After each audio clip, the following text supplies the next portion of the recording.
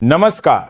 मैं आज की कहानी मिस्र के शर्म अल शेख शहर से शुरू होती है, जहां गाजा युद्ध के बाद दुनिया के बड़े नेता एक मंच पर बैठे थे। सम्मेलन का नाम था गाजा शांति सम्मेलन। इसी दौरान मंच पर पूर्व अमेरिकी राष्ट्रपति डोनाल्ड ट्रंप आए और उनके पीछे खड़े थे पाकिस्तान के प्रधानमंत्री शहबाज शरीफ। ट्रंप ने माइक उठाया और कहा, India is a great country and PM Modi is a very good friend of mine. यानी भारत एक महान देश है और प्रधानमंत्री मोदी मेरे बहुत अच्छे मित्र हैं। इतना कहते ही कैमरों की फ्लैश चमक उठी। ट्रंप ने मुस्कुराकर पीछे देखा और बोले, मुझे लगता है भारत और पाकिस्तान अब बहुत महान देश है। भारत और सारे तीसरे दशमा भारत दशमा माइन पहुंची डनपॉन की अच्छे से साथ रहेंगे, है ना। पीछे खड़े शरीफ हल्की मुस्कान के साथ सिर हिलाते हैं।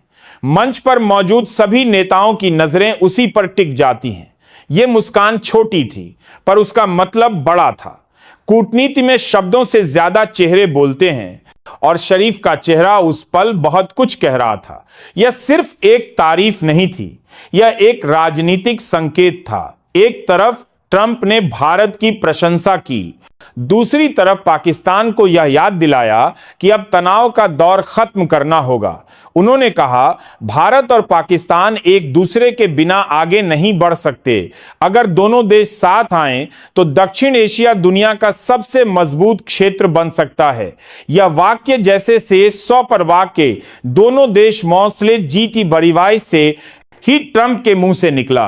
दुनिया भर की मीडिया ने उसे हेडलाइन बना लिया। भारत में लोग गर्व से बोले, देखिए अब अमेरिका भी मानता है कि भारत वैश्विक ताकत है। पाकिस्तान में वही क्लिप असहजता का कारण बनी।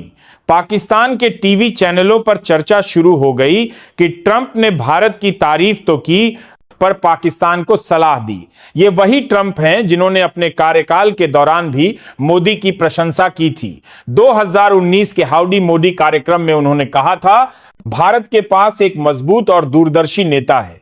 2025 में मिस्र के मंच से उन्होंने वही बात दोहराई। उन्होंने कहा, मोदी ऐसे नेता हैं जो सिर्फ भारत नहीं पूरी दुनिया की स्थिरता के बारे में सोचते हैं। भारत में सोशल मीडिया पर यह बयान छा गया। ट्विटर पर वेरी गुड फ्रेंड ट्रेंड करने लगा। लोग बोले, यह है भारत की बढ़ती साख। वहीं कुछ लोगों ने सवाल उठाया कि ट्रंप हर मंच पर किसी न किसी को जंगरीता ग्रेट फ्रेंड कह देते हैं, तो यह बयान कितना गंभीर है।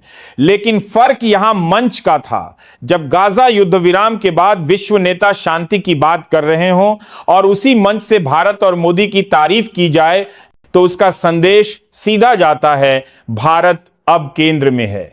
राजनीतिक विश्लेषकों के मुताबिक ट्रंप का मकसद दो था। पहला, अमेरिका को फिर से शांति का नेता दिखाना। दूसरा, भारत के साथ पुरानी दोस्ती को फिर से उभारना। अमेरिका को आज चीन और रूस के बढ़ते प्रभाव दोनों जिन पसंदा और अमेरिका को आज साथी देश के लिए भारत सबसे भरोसेमंद साथी है। ट्रंप के बयान से पाकिस्तान पर कूटनीतिक दबाव भी बना। पाकिस्तान में कई अखबारों ने लिखा, ट्रंप ने मोदी को सराहा। भारत के विदेश मंत्रालय ने कहा, भारत शांति चाहता है पर अपनी नीतियां बाहरी दबाव में नहीं चलाता। बातचीत तभी होगी जब पाकिस्तान आतंकवाद पर ठोस कदम उठाए। यही भारत की स्थायी नीति है। मित्रता की राह शांति से खुलेगी, लेकिन शर्त वही आतंकवाद खत्म हो। भारत में राजनीतिक हलकों में यह बयान चर्चा का विषय बन गया। सरकार ने इसे विदेश नीति की सफलता बताया, जबकि विपक्ष ने कहा कि ट्रंप की बातें अक्सर चुनावी और प्रतीकात्मक होती हैं। पर इस बयान का असर अंतर्राष्ट्रीय स्तर पर जरूर पड़ा। यह दिखाता है कि भारत अब सिर्फ दक्षिण एशिया का हिस्सा नहीं बल्कि वैश्विक रणनीति का केंद्र बन गया है। G20 से लेकर जलवायु वार्ता तक भारत अब निर्णायक भूमिका में है। मिस्र में हुआ यह सम्मेलन गाजा युद्ध विराम के बाद शांति की दिशा में पहला बड़ा कदम था, लेकिन ट्रंप का बयान उस सम्मेलन की मुख्य खबर बन गया। इसका असर 3 स्तर पर दिखा। पहला, भारत की वैश्विक छवि और मजबूत हुई। दूसरा, पाकिस्तान पर दबाव बढ़ा कि वो भारत से रिश्ते सुधारने की दिशा में कदम बढ़ाए। तीसरा, अमेरिका ने साफ किया कि एशिया की स्थिरता में भारत की भूमिका केंद्रीय है। ट्रंप के इस बयान में उनका राजनीतिक स्वार्थ भी छिपा था। वो खुद को डील मेकर के रूप में पेश करना चाहते हैं। गाजा से लेकर कश्मीर तक वो हर मुद्दे में मध्यस्थ बनना चाहते हैं।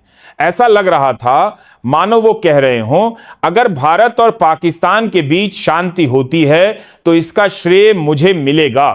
कूटनीति में ऐसे बयान सिर्फ शब्द नहीं होते, ये संकेत होते हैं। ट्रंप का वेरी गुड फ्रेंड वाला वाक्य दरअसल भारत की नई पहचान का प्रतीक है।